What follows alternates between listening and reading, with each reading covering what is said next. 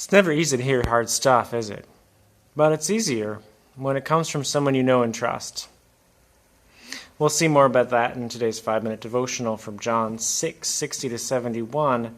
And just as a reminder, we're in the middle of a story, as we often are. So maybe go back and listen to the last one if you haven't.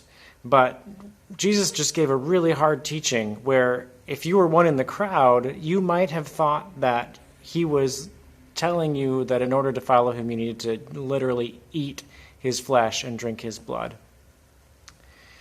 So when many of his disciples heard it, they said, "This is a hard saying.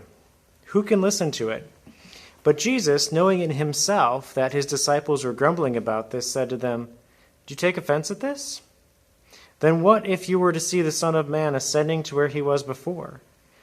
It is the Spirit who gives life. The flesh is no help at all. The words that I have spoken to you are spirit and life, but there are some of you who do not believe." For Jesus knew from the beginning who those were who did not believe and who it was who would betray him. And he said, "This is why I told you that no one can come to me unless it is granted him by the Father." After this, many of his disciples turned back and no longer walked with him. So Jesus said to the 12, "Do you want to go away as well?" Simon Peter answered him, "Lord, to whom shall we go? You have the words of eternal life, and we have believed and have come to know that you are the Holy One of God." Jesus answered them, "Did I not choose you, the 12? Yet one of you is a devil." He spoke of Judas, the son of Simon Iscariot, for he, one of the 12, was going to betray him.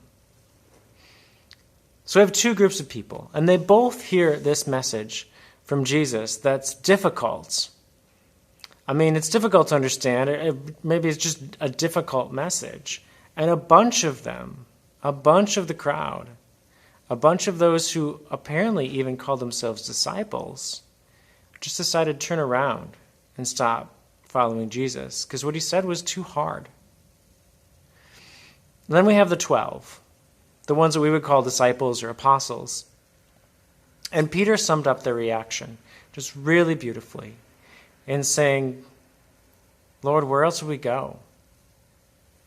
See, Peter and the rest of them had come to know Jesus, and they had walked with him, and they had spent lots of time with him.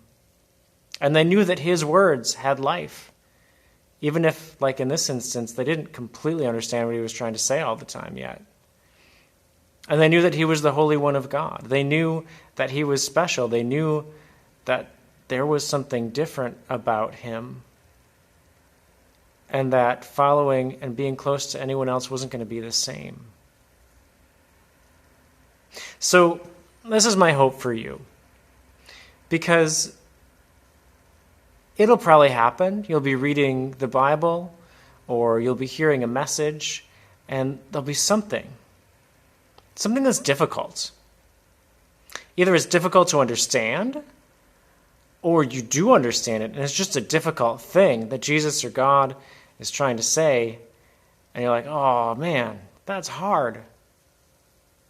Well, I hope that when that happens, you'll have been spending time with Jesus and knowing him enough to know that his words are the words of life, even if sometimes it takes some work to understand them, or we don't at first. And that he is special, and that your heart would echo Peter's, "Where else would we go but you, Lord?" Now, it's not to say that that what Jesus has to say doesn't make sense or is unknowable. It is. But sometimes it takes some stick-to-itiveness, and or it might take some changing of our own opinions even. But he truly is the one who has life. And at least in my experience, there's no one else I'd rather go with.